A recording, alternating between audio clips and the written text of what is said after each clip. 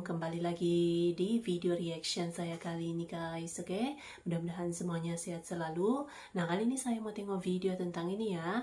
Warga Malaysia kagumi Indonesia setelah melihat pemilu Indonesia 2024. Jadi secara keseluruhan itu memang banyak gitu ya, hal-hal baru yang dapat dilihat gitu, yang mungkin belum pernah ada di pilihan raya Malaysia gitu ya. Ada banyak hal-hal baru lah, macam debatnya, kampanyenya, lepas tu apalagi TPS-nya, tempat pengundian gitu ya, dan quick count, dan ada macam-macam lagi gitu yang menimbulkan kekaguman mungkin ya setelah melihat pemilu 2024 di Indonesia ini, oke?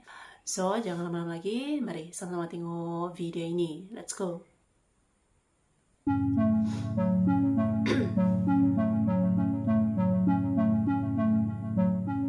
Menteri Perdagangan Malaysia mengatakan bahwa pemilu yang diadakan di Indonesia dan di negara lain nanti, Malaysia bisa mendapatkan impak ekonomi. Tahun ini tak ada pilihan raya umum kat Malaysia. Tapi banyak negara di seluruh dunia akan menghadapi pilihan raya. Seperti Amerika Syarikat, India, United Kingdom, Korea Selatan, negara jiran kita juga. Indonesia baru saja selesai pemilihan umum dan pemilihan presiden mereka baru-baru ini. Kenapa kita nak kisah sangat tentang pilihan raya kat negara luar? Sebab keputusan yang dibuat oleh pucuk pimpinan negara-negara ini boleh memberi impak kepada ekonomi dunia, termasuklah ekonomi Malaysia. Struktur politik Indonesia dan Malaysia memiliki perbedaan yang mencolok. Indonesia mengadopsi sistem presidensial dengan pemilihan langsung, sementara Malaysia menerapkan sistem parlementer, di mana Perdana Menteri dipilih oleh parlemen, bukan oleh rakyat secara langsung. Keunikan ini mungkin menjadi alasan mengapa pemilu Indonesia selalu menarik perhatian masyarakat Malaysia, sebagaimana terlihat dalam video berikut. Jadi sebenarnya bagi masyarakat Indonesia 14 hari bulan pada hari ini dia dah tahu beberapa tahun yang setahun yang lalu telah ditetapkan, dan proses yang disebut sebagai proses kempen juga telah berlaku 3 bulan sebelum ya. Jadi ini adalah satu proses yang cukup menarik, dan bahkan masyarakat Indonesia sebenarnya berhadapan dengan tahun pilihan raya. Jadi tahun 2024 ini adalah tahun pilihan raya, di mana kita akan ada pilihan raya pada kali ini, 14 hari bulan ini, pada 14 Februari ini, untuk pemilihan 5 kertas undi yang harus dicoblos. Itu coblos. Kita guna kaedah memangkah. Mereka menggunakan paku cucuk di, dia namakan itu proses coblos. Jadi uniknya kita kalau kita di Malaysia biasa kita pangkah ya, mereka tidak, dipanggil proses mencoblos. Itu maknanya batang paku diberikan pada pengundi cucuk kepada kertas undi yang nak dipilih. Jadi ada setiap orang akan menerima 5 kertas undi. Kertas undi itu adalah pemilihan yang pertama, pemilihan presiden dan wakil presiden, kemudian Dewan Legislatif ataupun DPR, kemudian yang ketiga DPPRD, iaitu Dewan Perwakilan Daerah Wilayah, macam kita negeri begitu. Kemudian Dewan Perwakilan Rakyat Daerah di Perdi Kota, dan juga adalah Dewan Perwakilan Daerah di PPD. Itu dia punya ni. Dan ada satu lagi, sepatutnya dahulu dicadangkan supaya pilihan pilkada ataupun kepala daerah menggabung sekali kan. Sepatutnya ada satu lagi. Tapi konsensus akhirnya masyarakat ada juga diputuskan supaya diasingkan pada bulan November nanti. Jadi rakyat Indonesia ini, apa yang berlaku pada hari ini, ada mereka memilih untuk 5 kertas undi.